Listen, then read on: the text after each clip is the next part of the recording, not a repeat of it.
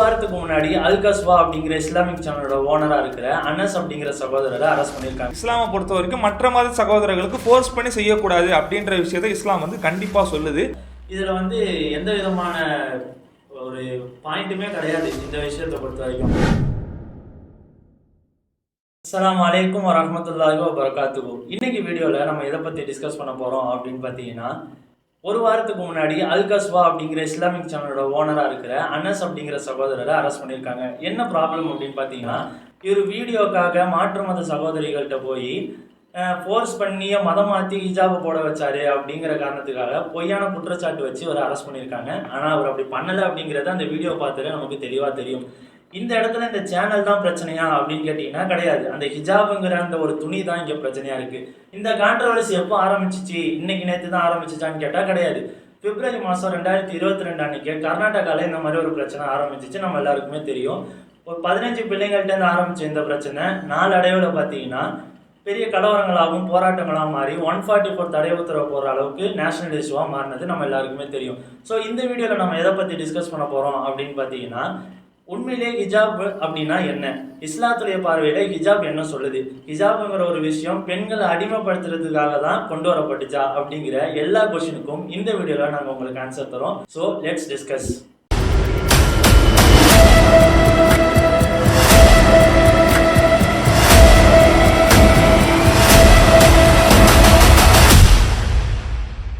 சரி ப்ரோ, இஸ்லாத்துல ஹிஜாப்னா என்ன அப்படிங்கறத சொல்லுங்க.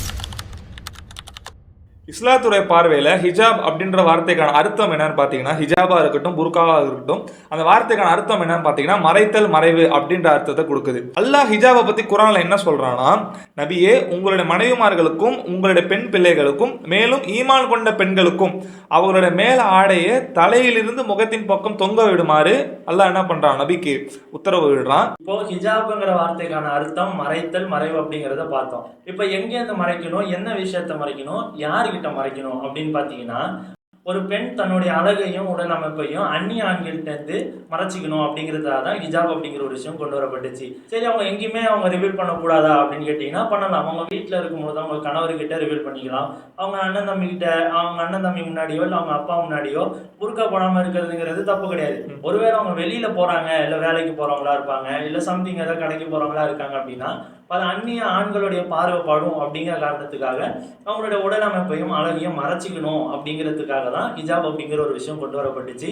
இந்த ஹிஜாபுங்கிறது ஒரு வகையில இல்லை, எந்த வகையில பார்த்தாலும் இது பெண்களுக்கு பாதுகாப்பான ஒரு விஷயமா தான் இஸ்லாம் சொல்லியதை தவிர வேற எந்த அர்த்தத்துக்காகவும் இந்த சட்டம் கொண்டு வரப்படலை.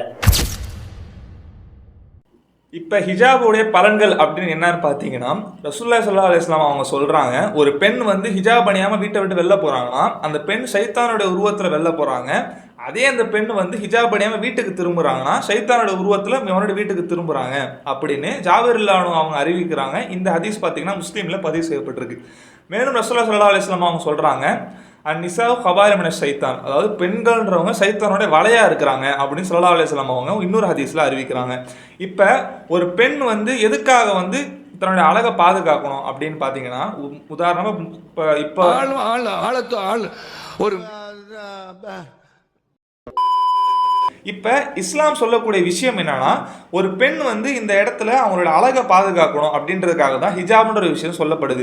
ஹிஜாப்ன்ற விஷயம் ஏன்னா இப்போ பார்த்தீங்கன்னா வேர்ல்டுல பார்த்தீங்கன்னா பெண்களுக்கு சேஃப் இல்லாத கண்ட்ரி அப்படின்ற லிஸ்ட்ல பார்த்தீங்கன்னா இந்தியா என்ன பண்ணிட்டு இருக்கு, ஃபர்ஸ்ட்ல வந்துட்டு இருக்கு. அதனால இந்த ஹிஜாப்ன்ற விஷயம் முஸ்லீம் பெண்களும் அணியலாம், அதே தாண்டி மாற்று மத சகோதர பெண்களும் அணியலாம்னு கேட்டால் அணியலாம். இஸ்லாமை பொறுத்த வரைக்கும் மற்ற மத சகோதரர்களுக்கு ஃபோர்ஸ் பண்ணி செய்யக்கூடாது அப்படின்ற விஷயத்தை இஸ்லாம் கண்டிப்பாக சொல்லுது. அதனால இந்த ஹிஜாப் அணிறதுனால எந்த ஒரு அடிமைத்தனமும் கிடையாது, பெண்களுக்கு பாதுகாப்பு தான் வருது. ஓகே ப்ரோ, இப்போ பார்த்தீங்கன்னா ஹிஜாப்ன்ற விஷயம் பெண்கள் அடிமைத்தனம் பண்ணுது, இஸ்லாமிய பெண்களை குறிப்பாக அடிமைத்தனம் பண்ணுது அப்படின்னு ஒரு பர்டிகுலர் கூட்டம் முகத்தை மறைச்சிக்கிட்டு என்ன பண்ணுறாங்க, அதை பற்றி தெளிவாக பெண்களுக்காக போராடிட்டு இருக்காங்க. அதை பற்றி நீங்கள் என்ன நினைக்கிறீங்க? ஆக்சுவலாக அவங்க அந்த முகத்தை மறைச்சிக்கிட்டு அவ்வளோ ஃபோர்ஸாக அப்படி பண்ணணுங்கிற அவசியமே கிடையாது.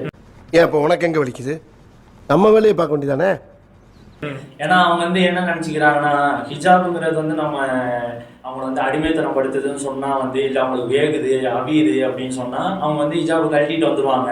நார்மலாக மற்ற ஆட்கள் மாதிரி அவங்க ட்ரெஸ் போட்டுப்பாங்க. ஹிஜாபுங்கிறத ஃபுல்லாக புறக்கணிச்சிருவாங்க அப்படின்னு அவங்க நினைக்கிறாங்க. ஆனா வந்து இத அந்த கான்செப்ட் என்னன்னா, இஸ்லாத்துல இந்த மாதிரி சொல்லப்பட்டிருக்கு, ஹிஜாப்ங்கிறது உங்களோட பாதுகாப்புக்கு அப்படின்னு சொல்லப்பட்டிருக்கு. இதை அவங்க முழு மனசோட ஏத்துக்கிட்டதுனாலதான் அவங்க ஹிஜாபே போடுறாங்க. இப்ப நாங்களே இப்ப வீட்டுல இருக்கிற ஆண்களே ஹிஜாபு போடாம போ அப்படின்னு சொன்னாலுமே அவங்க அப்படி போக மாட்டாங்க. ஏன்னா வந்து அவங்க அதை முழு மனசோட ஏத்துக்கிட்டு அவங்களோட பாதுகாப்புக்காக தான் போடுறாங்களே தவிர, இது வந்து அவங்களுடைய அவிச்சலா இருந்தாலும் சரி, இல்ல வந்து வேர்த்து ஓடுது, இல்ல வேற எந்த காரணமா இருந்தாலும் சரி, அவங்க அந்த ஹிஜாபை போடதான் செய்வாங்க. ஸோ அந்த மாதிரியான டீம் வந்து இனிமே கஷ்டப்பட்டு முகத்தை மறைச்சிக்கிட்டு போறானுங்கிறதுலாம் அவசியம் கிடையாது. முதல்ல ரெண்டாவது பாத்தீங்கன்னா, இந்த மாதிரியான பாயிண்ட் வரும்போதுதான் என்ன சொல்றாங்கன்னா, ஹிஜாபுங்கிற ஒரு விஷயம் பெண்களை அடிமைத்தனப்படுத்துது. ஆமா, அது வந்து குறிப்பா சொல்றாங்க. என்னது, இஸ்லாமிய பெண்கள் வந்து அடிமைத்தனப்படுறாங்க, முடக்கப்படுறாங்க, அவங்களுக்கு வந்து ஃப்ரீடம்ன்ற ஒரு விஷயம் இல்லை அப்படின்னு சொல்றாங்க. அதான் ஹிஜாப் வந்து பெண்களை அடிமைத்தனப்படுத்துறதுக்காக கொண்டு வரப்படலங்கிற மேல உள்ள குரான் ஹதீஸ்களை நம்ம பார்த்தோம். சரி, இல்ல அப்படிதான் ஹிஜாப் அடிமைத்தனம் தான் படுத்துது அப்படின்னா நம்ம ரசூலுல்லாஹ்வுடைய காலத்திலே இருப்போம். ஏன்னா ரசூலுல்லாஹ் காலத்துல ஹிஜாப்ங்கிற ஒரு ஆயத்து இறங்குது. அந்த விஷயத்தை பத்தி எடுத்தோம்னா, ஆயிஷா ரலியல்லாஹு இருக்காங்க, ரசூலுல்லாஹ்வுடைய மனைவிகள்ல ஒருத்தவங்க. அவங்க பாத்தீங்கன்னா அந்த காலத்துல பெரிய ஸ்காலரா இருந்திருக்காங்க. பெண்களை தாண்டி நிறைய ஆண் சகாபிகள் கூட ஆயிஷா ரலியல்லாஹு இருந்து சந்தேகம் கேட்டதா நிறைய வரலாறுகள்லாம் பார்க்க முடிஞ்சு. ஆயிஷா ரலியல்லாஹு மட்டும் தான் கேட்டா இல்ல, ஏகப்பட்ட பெண் சகாபிகள் நல்ல படிச்சவங்களா இருந்திருக்காங்க. ஏன் நேரம் வந்து ரசூலுல்லாஹ்ட்ட நிறைய சந்தேகங்கள் கேட்காம இருந்திருக்காங்க. இது மட்டும் இல்லாம எத்தனையோ பெண்கள் போர்ல இறங்கி போராடுறது மட்டும் இல்லாம ஏகப்பட்ட எதிரிகளை ஓட விட்டுருக்காங்கன்னு நிறைய ஹதீஸ்கள் வரலாறுகள்லாம் இருக்கு.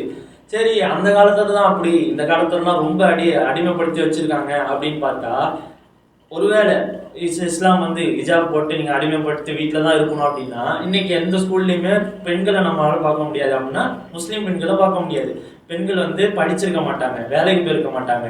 இன்னும் சொல்ல போனா இப்ப ரீசெண்டா நடந்த பாரா ஒலிம்பிக் அப்படிங்கிற ஒரு போட்டி நடந்துச்சு. அதுல பாத்தீங்கன்னா ஹிஜாப் போட்டுட்டு ஒரு பெண் வெயிட் லிஃப்ட் பண்ணி அவார்டு வாங்கிட்டு வந்ததை நம்ம பார்த்தோம். அது மட்டும் இல்லாம இப்போ 2 வாரத்துக்கு முன்னாடி சோசியல் மீடியால பார்த்தேன். எப்படின்னா ஹிஜாப் போட்டு முதல் பெண் விமானி அப்படிங்கிற ஒரு பேரை ஒரு பெண் எடுத்திருந்தாங்க.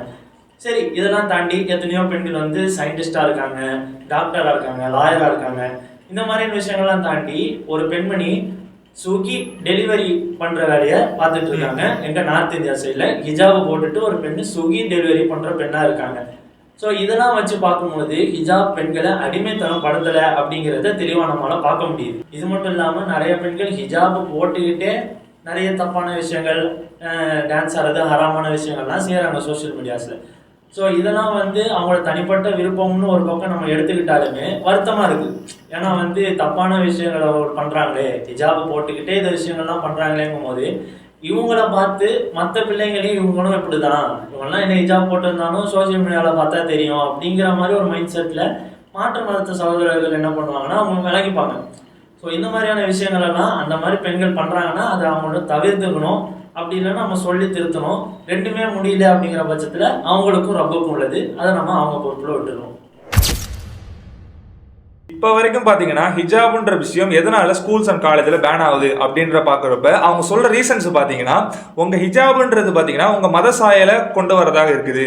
இப்போ உதாரணமாக ஸ்கூலுன்றது பார்த்தீங்கன்னா ஈக்குவாலிட்டியை சொல்கிறது. ஆனால் நீங்கள் ஹிஜாப்ன்ற விஷயத்தை அணிகிறப்ப என்னது உங்கள் மதத்துக்கு தகுந்த மாதிரி அந்த ஹிஜாப்ன்ற விஷயம் இருக்குது, அதனால தான் என்ன பண்ணக்கூடாது, ஸ்கூல்ஸ் அண்ட் காலேஜில் ஹிஜாபை போடக்கூடாது அப்படின்ற ஒரு ரீசனை வைக்கிறாங்க.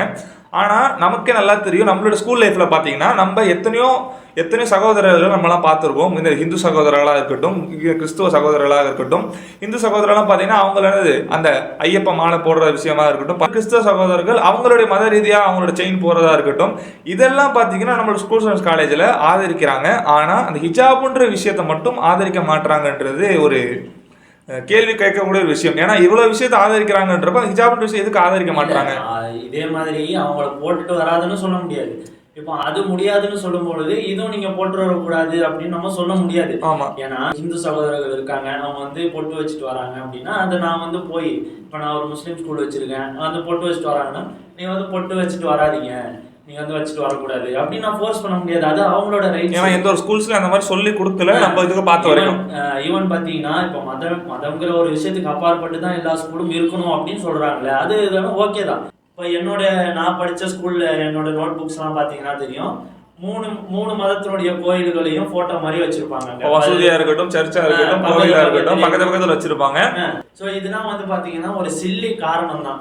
இது உட்கார்ந்து யோசிச்சு பார்த்தா நமக்கு தெரியும், இது எல்லாமே ஒரு சில்லி காரணம். இதை வச்சு பெரிய கான்ட்ரவர்சி ஆக்கணும், அரசியல் ஆக்கணும் அப்படிங்கிற ஒரு காரணத்துக்காக தான் இதெல்லாம் சொல்லப்படுது. தவிர இதுல வந்து எந்த விதமான ஒரு பாயிண்ட்டுமே கிடையாது இந்த விஷயத்தை பொறுத்த வரைக்கும். இன்னொரு விஷயம் பார்த்தீங்கன்னா, இப்போ ஃபர்ஸ்ட் ஸ்டார்டிங்லேயே பேசின மாதிரி அல்கசுவா டிவி ஓனரை அரெஸ்ட் பண்ணிட்டாங்க. அனஸ் அப்படிங்கிற சகோதரரை அரெஸ்ட் பண்ணியிருந்தாங்க. அந்த விஷயம் என்ன சில்லி காரணம் அப்படின்னு பார்த்தீங்கன்னா, ஹிஜாப் போட்டு அவங்க மாற்று மதத்தை வந்து மதம் மாத்துறாங்க, வற்புறுத்துறாங்க, ஃபோர்ஸ் பண்றாங்க அப்படின்னு சொன்னாங்க. நம்ம ஃபர்ஸ்ட் பேசும்போதே சொல்லியிருந்தோம், இஸ்லாத்துல ஃபோர்ஸ் அப்படிங்கிற ஒரு விஷயம் கிடையாது. ஃபோர்ஸ் பண்ணி ஒரு விஷயம் செய்யப்பட்டு அது இஸ்லாமே ஆதரிக்காது. இன்னொன்னு, நம்ம நிறைய மதம் தானா மாறிக்கிறேன், கன்வெர்ட் ஆகுறேன் அப்படின்னு சொல்லி வரும்போது வீடியோஸ்லாம் பார்த்தா தெரியும். ஃபர்ஸ்ட் ஒரு விஷயம் கேட்பாங்க, நீங்க வந்து உண்மையிலேயே உங்க முழு மனசோட வரீங்களா இல்லை யாராவது ஃபோர்ஸ் பண்றாங்களா அப்படின்னு சொல்லி கேட்பாங்க. அவங்க நான் முழு மனசோட வரேன்னு சொன்னா மட்டும்தான் மதமே மாத்துவாங்க. அவங்க சொல்லி களிமாவே சொல்லி கொடுப்பாங்க. ஸோ அப்படி இருக்கும் பொழுது ஃபோர்ஸுங்கிறது இஸ்லாத்துல கிடையாது. அந்த பெண் வந்து உங்களுக்கு பர்மிஷன் இருக்கா, போட்டுக்கிறீங்களா, ட்ரை பண்ணி பாக்குறீங்களா அப்படின்னு கேட்பாங்க. அந்த பெண்கள் நான் ஓகே நான் ட்ரை பண்ணி பாக்குறேன்னு சொல்லி தான் வாங்கி போடுவாங்களே தவிர, இவங்க போய் நீங்க போட்டாகணும் நீங்க அப்படி சொல்லியிருந்தா அவர் வீடியோவே போட்டிருக்க மாட்டாரு. இந்த விஷயம் இப்ப கேஸ் போயிட்டு இருக்கு. அந்த விஷயத்த பேசின ஒரு பிபிசியை சேர்ந்த ஒரு வழக்கறிஞர் என்ன சொன்னாரு அப்படின்னா, வீடியோ வச்சு ஏன் இந்த மாதிரி சில்லி காரணங்களை வச்சு எதுக்கு இவ்வளவு பெரிய பிரச்சனை பண்றீங்க அப்படிங்கிற மாதிரி தான் அவர் கேட்டிருந்தாரு. ஸோ இந்த மாதிரியான விஷயங்கள்ல நம்மளும் சரி மற்ற மருத்துவங்களும் சரி இன்வால்வ் ஆகாம ஒற்றுமையா இருக்கணும் அப்படிங்கிறது இந்த பாயிண்ட்டை நாங்க கண்டிப்பா சொல்லிக்கிறோம். ஸோ நம்ம இப்போ வீடியோட எண்டில் இருக்கோம். கிட்டத்தட்ட பார்த்தீங்கன்னா இப்போ ஹிஜாப்னா என்ன, ஹிஜாப் வார்த்தைக்கான அர்த்தம் என்ன, ஹிஜாப்ன்றது குரானில் என்ன சொல்லப்படுது, ரசூலுல்லாஹ் பெண்களை பற்றி என்ன சொல்லியிருக்காங்க அப்படின்ற விஷயத்த தெளிவாக பார்த்தோம். ஸோ இப்போ உங்கள் எல்லாருக்குமே ஒரு கொஸ்டின் வரும், பெண்களுக்கு தான் இவ்வளோ ரூல்ஸ் அண்ட் ரெகுலேஷன்ஸா அப்படின்னு பார்த்தீங்கன்னா இஸ்லாத்தை பொறுத்தவரைக்கும் அது கிடையாது. ஃபர்ஸ்ட் எடுத்தோன்னா அல்ல ஆண்களுக்கு தான் சொல்கிறாங்க. என்ன சொல்கிறாங்கன்னா, ஆண்கள் நீங்கள் என்ன பண்ணுங்க, உங்களுடைய பார்வைகளை அந்நிய பெண்கள்கிட்ட தாழ்த்திக்கோங்க அப்படின்னு சொல்கிறான். அதுக்கப்புறமா தான் பெண்களுடைய ஹிஜாப் சட்டமாக இருக்கட்டும், பெண்கள் வந்து நீங்கள் என்ன பண்ணக்கூடாது, மற்ற ஆண்களை பார்க்கக்கூடாதா இருக்கட்டும், அந்த சட்டத்தை என்ன பண்ண தொடர்ந்து சொல்கிறான். ஸோ இங்க பாத்தீங்கன்னா பெண்களுக்கு மட்டும் தான் ரெஸ்ட்ரிக்ஷன் கிடையாது, ஆண்களுக்கும் ரெஸ்ட்ரிக்ஷன் சொல்லப்படுது. இன்னொரு விஷயத்த சொல்ல மறந்துட்டோம் ப்ரோ. இப்போ வந்து பாத்தீங்கன்னா ஒரு ஹிஜாபோட வீடியோ கீழே ஒரு கமெண்ட் ஒன்று பார்த்தேன். அவரு கமெண்ட் போட்டிருக்காரு, அவர் நாய் பேரு லூசியா. அந்த லூசிங்கிற நாய் வந்து ஹிஜாப் போட்ட பெண்ணை விட ரொம்ப சுதந்திரமா இருக்கு அப்படிங்கிற மாதிரி ஒருத்தர் கமெண்ட் போட்டிருக்காரு. இங்க நாங்க இவ்வளவு நேரம் மாங்கன்னு பேசுறதுக்கான ரீசன் என்ன அப்படின்னா, இங்க யாருமே வந்து ஒரு நாய்க்கு அடிபட்டுடுச்சு, ஒரு நாய் வந்து கால் உடஞ்சு போச்சு அப்படின்னு சொல்லி யாருமே இங்க ஜஸ்டிஸ்க்காக போராடல.